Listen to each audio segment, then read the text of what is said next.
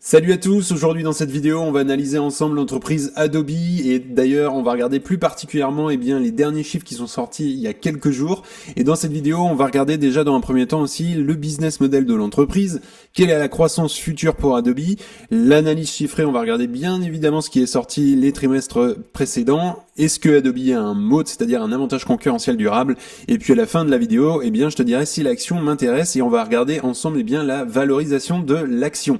D'ailleurs tu peux en profiter aussi pour mettre un petit like à la vidéo, ça permet de soutenir la chaîne et je te remercie grandement. Alors si on regarde maintenant le business model d'Adobe, principalement il est basé sur un modèle d'abonnement, donc c'est du software avec une forte orientation vers les logiciels de création numérique et de gestion de contenu. Donc là je t'ai fait un petit récap notamment de son business model avec le modèle par abonnement.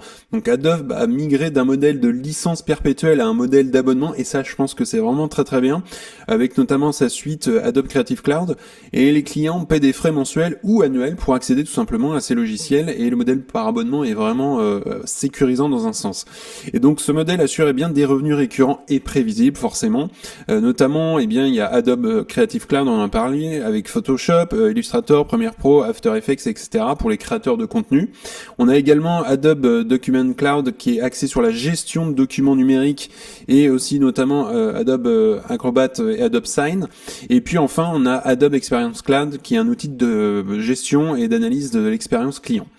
Deuxième point de son business model, c'est une clientèle variée. En fait, Adobe cible principalement les particuliers, donc les créateurs de contenu, les étudiants, les freelances. Et on a également évidemment les entreprises avec des agences de marketing, les grandes entreprises qui nécessitent évidemment aussi des outils de création et d'analyse. Et on a aussi les secteurs spécifiques comme l'éducation, les médias et aussi le divertissement. Troisième point de son business model, on a évidemment des produits phares et aussi un écosystème intégré.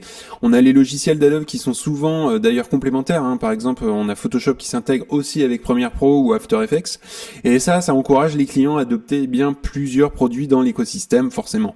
Et puis deuxième point, c'est les outils qui sont compatibles aussi sur le cloud, ça favorise le travail collaboratif et l'accès multi-appareil. Quatrième point de son business model, ça va être la partie monétisation par le marketing digital. Donc en fait avec Adobe Experience Cloud, Adobe génère des revenus en offrant aux entreprises des solutions notamment pour la gestion de campagnes marketing, pour l'analyse de données clients ou encore la personnalisation des expériences numériques. Donc en fait ce segment ça permet de cibler directement les entreprises qui souhaitent optimiser tout simplement leur marketing digital. Alors on a un cinquième point, c'est l'éducation et les freelance, c'est-à-dire qu'Adobe propose des abonnements à tarif réduit, et ça c'est pas mal, on le voit beaucoup, mais pour les étudiants, pour les enseignants, pour les freelance, notamment ça crée une fidélité précoce et une adoption massive aussi dans les milieux créatifs, et ça c'est plutôt bien je trouve.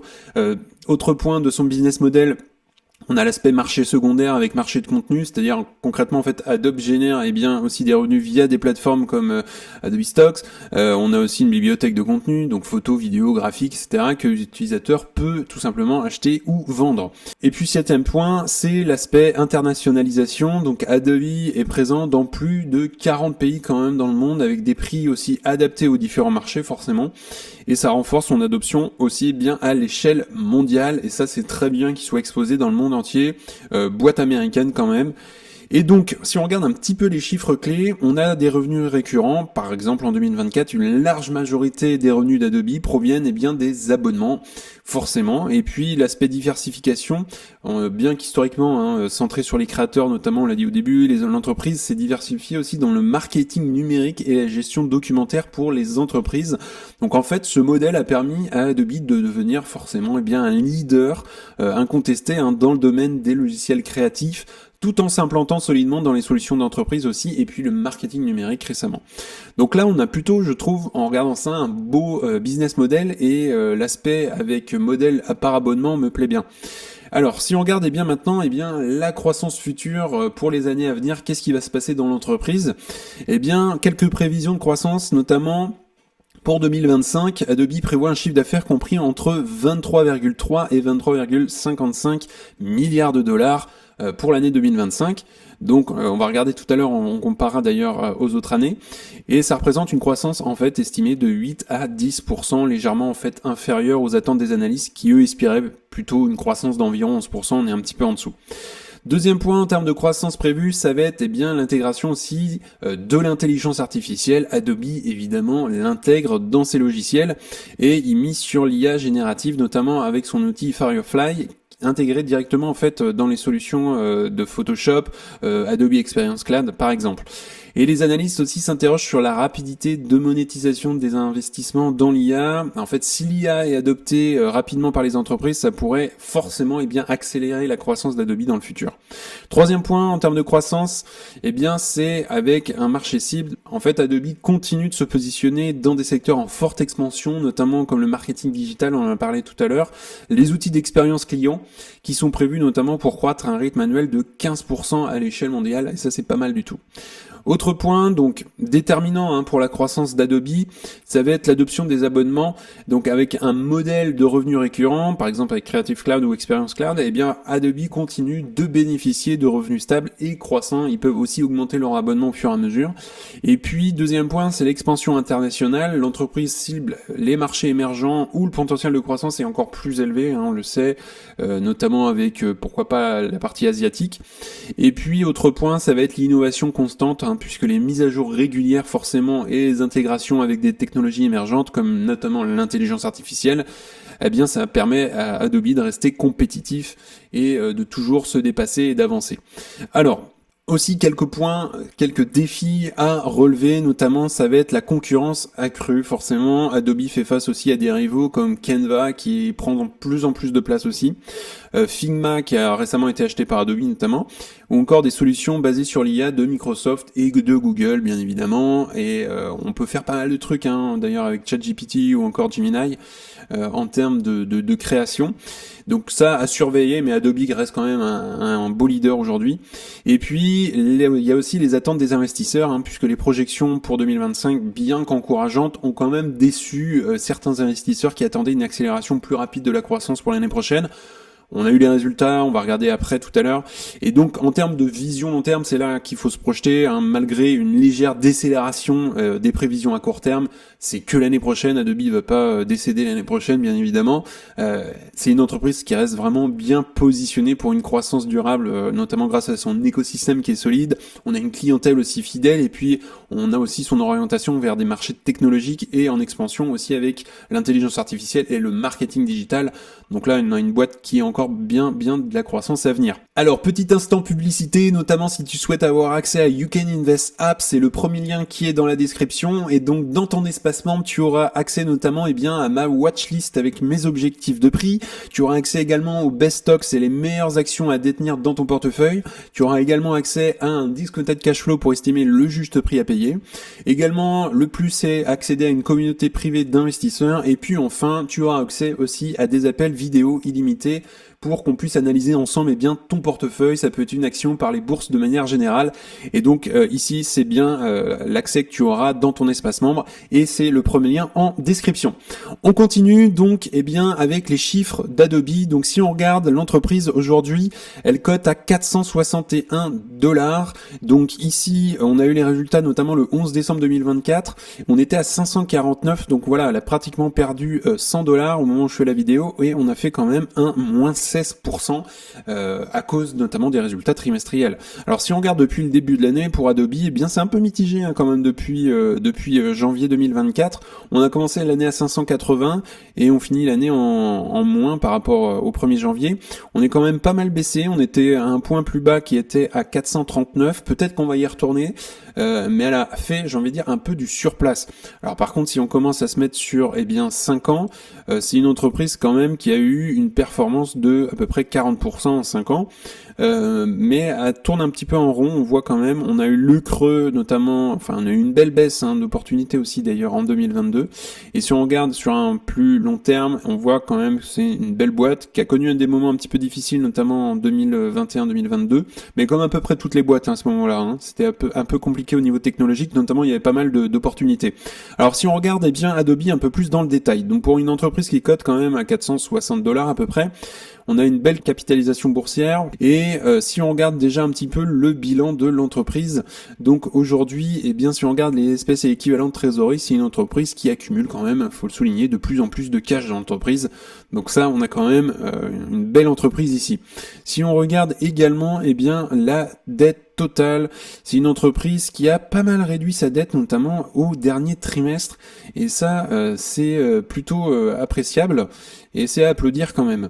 Si on regarde donc la dette nette de l'entreprise, c'est une entreprise qui reste, notamment, qui a pas mal de cash et qui a accumulé pas mal de cash au dernier trimestre 2024. Donc ça, c'est vraiment à applaudir aussi également. Alors maintenant, si on regarde les comptes de résultats, et on va regarder en trimestriel dans un premier temps, c'est une entreprise qui, on voit, continue de croître. On a une belle croissance du chiffre d'affaires au fur et à mesure des trimestres. Et au dernier trimestre, donc qui est sorti il y a quelques jours, on a fait quand même un plus 3,66% par rapport au Q3 2024. Et moi j'aime voir cette belle courbe de croissance du chiffre d'affaires et ça c'est très très encourageant. Alors si on se remet en mode annuel, donc on voit une belle croissance du chiffre d'affaires d'année en année. Et une belle accélération surtout depuis, je dirais à peu près 2017-2018. Et si on continue au niveau des marges brutes, forcément c'est du software, donc on a logiquement en général des belles marges brutes, et là on est quand même à 89%, et ça c'est vraiment très encourageant, et en général là elle commence aussi à s'améliorer, les marges brutes, mais on voit très clairement qu'on était toujours au-dessus des 80% de marge brute, donc ça c'est vraiment très très bien. En marge nette on est très bien aussi, même si on a un petit peu reculé par rapport à certaines années, on était plutôt autour de 40-30%, là on a fait plutôt une année 2024 autour des 25% de marge nette, ce qui reste tout à fait bien, d'ailleurs, même si on regarde d'ailleurs le graphique sur le long terme, on voit que les marges nettes ont tendance à s'améliorer, et ils pourraient bien faire, en fait ils ont du potentiel puisqu'on a des marges brutes à 90%, donc ils ont encore de la place pour améliorer leurs marges nettes, et ça c'est rassurant pour les investisseurs. Si on regarde les actions en circulation, c'est une entreprise, on le voit, qui fait du rachat d'actions, à peu près 2-3% par an, mais en moyenne 2% par an de rachat d'actions, donc il dilue pas l'actionnariat, et ça c'est plutôt bien. Ensuite, si on regarde les flux de trésorerie pour l'entreprise, et notamment si on regarde les rémunérations en actions, on voit qu'ils font pas mal de rémunérations en actions, de plus en plus notamment, pour notamment garder peut-être aussi les meilleurs talents dans l'entreprise, mais c'est pas disproportionné par rapport, d'ailleurs si on regarde par rapport au free cash flow, on voit que les SBC, c'est pas non plus énorme, c'est la partie en jaune, c'est pas énorme par rapport au free cash flow, donc ça reste acceptable, on va dire. Si on revient sur notamment les dividendes, ce n'est pas du tout une entreprise qui verse un dividende, ils en ont versé avant, mais aujourd'hui c'est une entreprise qui garde son cash pour le réinvestir, et c'est pas plus mal. Et si on regarde maintenant les free cash flow, donc c'est vraiment le cash disponible, ce qui reste vraiment à la fin dans l'entreprise. L'année 2023 était un peu moins bonne que l'année 2022, mais globalement on a une belle courbe croissante des free cash flow, et ça c'est vraiment très très bien. Et puis si on regarde les free cash flow, la marge du free cash flow, c'est pareil, on a vraiment une très bonne marge du free cash flow. Pour l'année 2023, on était à 35%, en 2022 42%, et on voit globalement qu'elle a tendance à s'améliorer au fil du temps. Et puis les free cash flow par action également, on a une belle courbe croissante. Donc si les free cash flow par action augmentent, il n'y a pas de raison pour que le cours de l'action en bourse n'augmente pas aussi. Donc petit bilan, Adobe forcément c'est une entreprise de qualité. Sur le plan financier, on le voit très clairement, c'est bien géré. On a une croissance annuelle du chiffre d'affaires d'environ 14%. On a une croissance annuelle des free cash flow de 13% par an. Donc ça, c'est vraiment très très bien. Donc on a un ROCE également qui est vraiment très très bon à 33%. On n'a pas de problème de dette, on l'a vu, et notamment ça s'est vraiment très très bien amélioré au dernier trimestre, le Q4 2024. Donc voilà, ils peuvent rembourser leur dette très très rapidement. Et ils font également du rachat d'actions. On le voit aujourd'hui sur les 5 dernières années, moins 8%, et puis on a une très bonne marge du free cash flow à 35%, donc là sur le plan quantitatif, on a une entreprise qui est vraiment bien géré. Alors aujourd'hui, eh bien, si on regarde pourquoi le cours de l'action d'Adobe est en train de baisser, eh bien tout simplement, c'est à cause des chiffres notamment en partie qu'on a eu le 12 décembre. L'action a chuté de près de 10%, notamment le lendemain après les résultats. Et donc, en fait, c'est suite à des prévisions de revenus pour l'exercice 2025 inférieures aux attentes des analystes. Et voilà, la bourse, c'est un marché des émotions et ça a joué sur ça. En fait, Adobe, ils anticipent un chiffre d'affaires, on l'a dit tout à l'heure, mais entre 23,3 et 23,55 milliards de dollars, alors que le consensus était plutôt autour de 23,78 milliards de dollars. Ça explique la baisse en partie, et on voit quand même qu'ils ont fait un très très bon trimestre, le dernier quand même. Donc cette révision à la baisse a suscité en fait des inquiétudes quant à la capacité notamment de l'entreprise à monétiser rapidement ses investissements dans l'intelligence artificielle, notamment avec des outils comme Firefly, et donc les investisseurs eh bien s'interrogent notamment sur le délai nécessaire pour que ces innovations contribuent significativement aux revenus. Donc voilà, ça reste vraiment du très très court terme là. Alors Adobe notamment fait face à une concurrence assez intense dans des segments clés, notamment avec Canva, on l'a dit tout à l'heure, et des alternatives qui sont beaucoup plus accessibles pour les créateurs. On a aussi l'intégration de l'IA générative par des acteurs comme Microsoft et Google dans leurs propres logiciels. Et évidemment, bien qu'Adobe reste un leader sur le marché des logiciels créatifs, cette concurrence pèse aussi un petit peu sur la perspective de croissance. Donc voilà, c'est ce qui explique pourquoi ça baisse en ce moment. Donc malgré ces préoccupations, certains analystes maintiennent évidemment une perspective positive sur le long terme, et moi ça m'inquiète pas, soulignant le potentiel d'Adobe à capitaliser sur les offres d'IA et à renforcer aussi sa position sur les marchés des logiciels créatifs et des solutions d'entreprise. Donc cependant évidemment la concurrence accrue et les attentes élevées des investisseurs pourraient continuer aussi à influencer eh bien la volatilité du titre à court terme, et c'est du court terme, c'est logique, mais si on regarde les perspectives à long terme, eh bien Adobe reste une entreprise bien positionnée, notamment avec une base d'abonnements solide, et ça me plaît, un potentiel aussi significatif dans l'IA et le marketing digital. Là il y a encore eh bien de la croissance, et une stratégie visant aussi à intégrer eh bien de nouvelles technologies à son écosystème. Donc la baisse actuelle reflète davantage, vous l'aurez compris, des inquiétudes plutôt à court terme que des faiblesses fondamentales. On l'a vu notamment dans les chiffres, il n'y a pas de faiblesse sur l'aspect financier. Alors, est-ce que l'entreprise a un moat maintenant? Est-ce que Adobe eh bien a un avantage concurrentiel durable? Eh bien oui, évidemment, c'est assez significatif. Ça lui permet aussi de maintenir sa position de leader sur le marché des logiciels créatifs. Donc, oui, premier point de son moat, notamment, ça va être l'effet de réseau et aussi un écosystème intégré. Ils ont tout un écosystème complet de logiciels intégrés, notamment avec des suites Creative Cloud qui comprend des outils comme Photoshop, Illustrator, After Effects, etc. Et puis, les logiciels d'Adobe fonctionnent notamment de manière transparente entre eux, ce qui incite les utilisateurs, évidemment, eh bien, à adopter plusieurs produits, créant un effet de verrouillage. Donc ça c'est vraiment très très bien et bien pensé. Et puis Adobe Stock qui est une bibliothèque de contenu intégré qui renforce encore bien cet écosystème. Deuxième point de son mode, c'est une marque et puis forcément aussi une réputation forte. C'est la référence mondiale pour les outils de création numérique. Voilà, il n'y a pas besoin d'aller plus loin. Le fait aussi que les compétences sur les outils comme Adobe, comme Photoshop ou au Premiere Pro soient considérées comme des standards, notamment dans les CV, eh bien ça renforce évidemment sa domination. Troisième point, c'est aussi une barrière à l'entrée. Ils ont de fortes barrières à l'entrée, notamment avec les nouveaux entrants qui devraient peut-être rivaliser avec des décennies d'innovation et d'amélioration continue. Adobe sont bien installés depuis des années. Et puis, la complexité aussi et la richesse des fonctionnalités de ces logiciels, ça rend difficile la création de solutions concurrentes équivalentes. Donc là, on a encore un rempart là-dessus. Quatrième point, c'est un modèle économique avec abonnement récurrent. Ça, j'en ai pas mal parlé. Adobe a migré avec succès notamment vers un modèle d'abonnement, et ça c'est très très bien, et ça lui permet aussi de se projeter et d'avoir des revenus récurrents. Ils peuvent augmenter leur abonnement aussi au fur et à mesure des années, et les mises à jour fréquentes et les améliorations incluses dans les abonnements fidélisent évidemment les utilisateurs, et ça les incite à rester forcément dans l'écosystème. Cinquième point évidemment, c'est le leadership technologique, puisqu'Adobe continue d'innover notamment avec Firefly qui est son outil d'IA générative. On a également d'autres outils avec une intelligence artificielle qui est intégrée directement à ses produits pour optimiser les flux de travail, et également son rôle dans le marketing numérique avec Adobe Experience Cloud.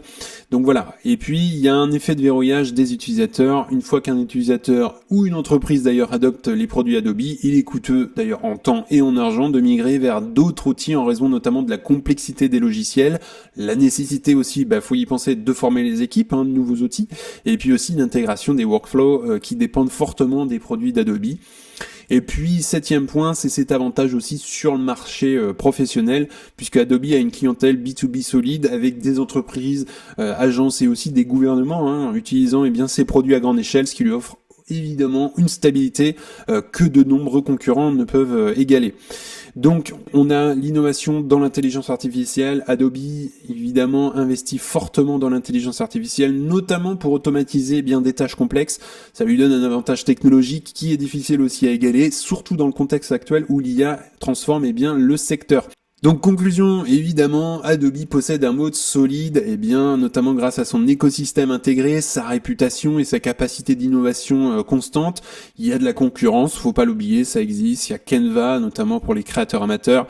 Mais Adobe reste un incontournable dans les segments professionnels et créatifs avancés. Et évidemment pour les entreprises qui utilisent également ces produits à grande échelle, quitter l'écosystème Adobe est coûteux et peu attractif notamment, et ça renforce donc davantage son avantage concurrentiel durable. Donc là, évidemment, il y a un moat. Alors, si on regarde maintenant, la valorisation d'Adobe. Donc, si on regarde aujourd'hui, on est à 461 $ l'action. Les free cash flow par action, c'est les 12 derniers mois. Et le taux de croissance, on voit qu'ils ont une moyenne 5 ans de 15%, une moyenne 10 ans de 23%. Et si on regarde le ratio prix free cash flow, aujourd'hui, on est à 25,97, 29,58 sur la moyenne 5 ans et 31,05 sur une moyenne 10 ans. Ce qui laisse dire dans un premier temps que l'entreprise quand même a un ratio qui est quand même plus faible que par le passé, et donc ce qui suggère peut-être que l'entreprise commence peut-être à être intéressante sur le papier. Alors si on regarde un petit peu l'évolution, notamment ici de la courbe le ratio prix free cash flow, on voit qu'on revient quand même sur quelque chose de plus normal. On est à 25,97. Elle a été un peu plus chère en début d'année, et la dernière fois qu'on était pas trop cher, c'était d'ailleurs au premier trimestre 2023, on était à 21,58. Donc si on se projette un tout petit peu, si on met un taux de croissance de 10%, et puis si on met également un ratio prix free cash flow de 20, pour avoir une performance, on va rester assez conservateur avec mes chiffres, si on prend une marge de sécurité et on veut une performance à peu près de 12-13% par an, il faudrait payer l'action aujourd'hui 434 $. Donc aujourd'hui, on en est à 460, on n'est pas si loin, et je pense, rien qu'en regardant un petit peu le ratio prix free cash flow dans le premier temps, on commence à arriver sur un cours de l'action qui commence à être intéressant, et donc bien évidemment il faut aller beaucoup plus loin dans l'analyse. Je ne donne pas ici de conseils d'investissement, c'est hyper important que tu ailles faire toi tes propres analyses et que tu approfondisses tes analyses, puisqu'après tout ça reste ton argent. Alors conclusion, évidemment, Adobe, vous l'aurez compris, c'est une belle entreprise. Il y a de l'innovation, il y a l'intelligence artificielle qui va s'inclure et qui s'inclut déjà dans ces logiciels. On a un modèle par abonnement qui est vraiment très intéressant, et c'est une entreprise qui est mondialement connue.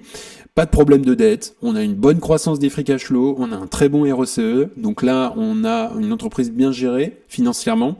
On a également une bonne croissance dans les années à venir, environ 10% par an, et la baisse n'est peut-être pas finie à court terme. C'est possible que l'entreprise aille beaucoup plus loin, que le cours de l'action baisse, et dans ces cas-là, ça pourrait être intéressant, et je l'ai noté ici, elle pourrait intégrer mon portefeuille, c'est une entreprise qui pourrait intégrer mon portefeuille. Ça répond pas mal à mes critères, et c'est une entreprise qui a encore de la croissance, donc évidemment il convient d'aller analyser beaucoup plus en profondeur l'entreprise ensuite. En tout cas, on en a fini pour aujourd'hui. Si tu souhaites aller plus loin, tu as le premier lien en description pour accéder à You Can Invest App. Et puis, n'hésite pas en tout cas à liker la vidéo, à t'abonner, ça fera grandir la communauté et puis ça me soutient. Si tu souhaites regarder une autre vidéo, tu peux cliquer juste ici. En tout cas, je te souhaite une excellente journée et à bientôt pour une prochaine vidéo. Salut!